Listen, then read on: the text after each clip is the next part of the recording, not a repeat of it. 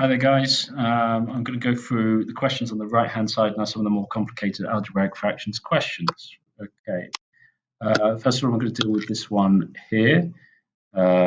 We can see that this factorizes. So the top line here factorizes two numbers which add together to give you minus 15, but add together to give you minus 2, gives you x plus 5 and x minus 3 there.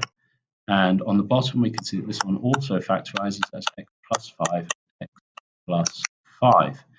Okay, now you can see that two of those brackets are the same, and since they're connected by times in the middle, that means that you can cancel both of those factors, leaving you with the answer of x minus 3 over x plus 5, and you no longer need brackets in that case.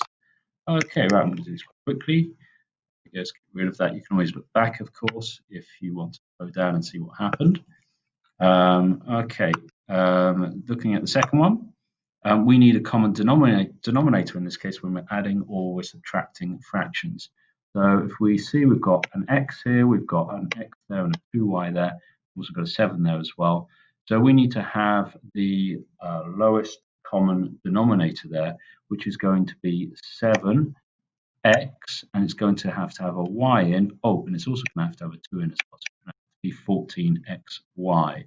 That's the 7, the x, and the 2 and the y are all contained within 14xy. I basically have times 7x by 2y. So let's have a little look at that one. So the first fraction I'm going to need to times by, so that's lowest common denominator, lowest common multiple. First fraction I'll need to times by 2y. So I'll get 2y there, and I'll get 14xy there on the bottom. The next fraction is missing 7, no, it's missing 14 and y. So we'll need to times the top by 14 and y. That's times by the 2. And on the bottom now I've also got 14xy. And then the last one is missing a 7, and it's missing an x. I'm going to times the top by 7x. 7x times 1 is actually 7x. And then on the bottom, I'll times by 7x as well, and that will give me 14xy on the bottom as well. Now I can combine all these things. So I can combine them. I've got 1 big divided by 14xy, and so on the top I've got 2y plus 28y there, and then minus 7x there as well. In fact, that one doesn't simplify any further. I can't cancel, for example, my y with my y there, because the y is not a factor of the top. I don't have any common factor on the top, which I can now cancel with a factor on the bottom.